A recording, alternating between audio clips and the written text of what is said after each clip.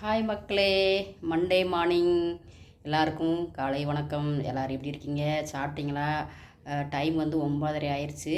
இப்போ பசங்களை எங்கள் ஹஸ்பண்டை எல்லாமே ஸ்கூலுக்கு ஆஃபீஸ்க்கெல்லாம் அனுப்பிச்சதுக்கப்புறம் இப்போ தான் நான் சாப்பிட போகிறேன்.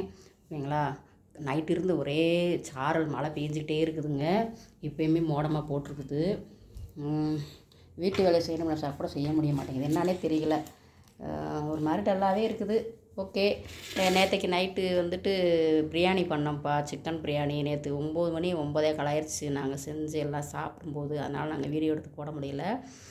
சண்டே ஸ்பெஷல் அந்த ஸ்பெஷல் அப்படின்லாம் இப்போ ஸ்பெஷல்ன்றலாம் ஒன்றுமே கிடையாதுங்க. இப்போ ஏன்னா முன்னாடி நாங்கள் சின்ன வயசில் இருக்கும்போதெல்லாம் பிரியாணினா என்னன்னே தெரியாது. இன்னும் சொல்லப்போனால் இட்லி தோசை கறி குழம்புனாலே ஆடி மாதம், அப்புறம் தீபாவளி, இப்படி ஃபெஸ்டிவல் டைமில் தான் வரும். அதுதான் ஸ்பெஷல்னு சொல்லுவோம்.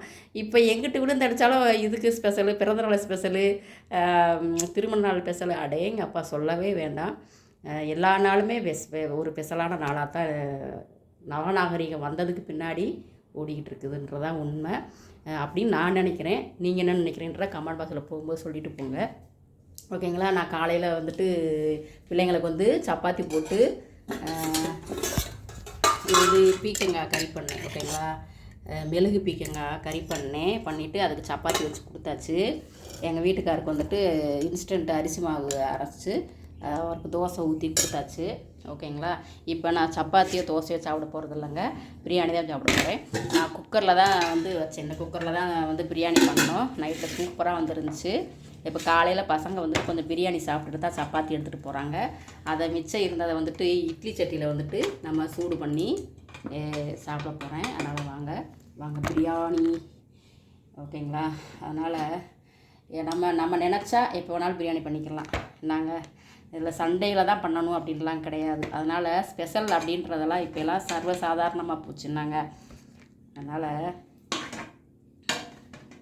எதையுமே புதுசாக பண்ணணுமா அப்படின்லாம் கிடையாது. எல்லாமே பழசாயிருச்சு. இந்த நாட்டில் அந்த ஃபுட்டை கண்டுபிடிச்சா, அந்த நாட்டில் இந்த ஃபுட்டை கண்டுபிடிச்சா, தமிழ்நாட்டில் இட்லி தோசை சாம்பாரை கண்டுபிடிச்சா அப்படின்றதெல்லாம் இப்போலாம் ஓல்டு ஆகி போச்சு.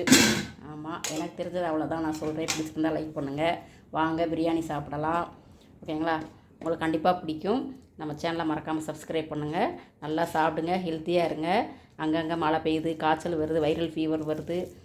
எல்லாமே சேஃபாக இருங்க, சேஃப்டியாக இருங்க. ஓகேங்க, பாய்ங்க. Thank you for வாட்சிங்க. அடுத்த மினி விளாக்கில் சந்திக்கலாம்.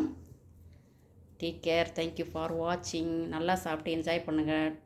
ஓகேங்க.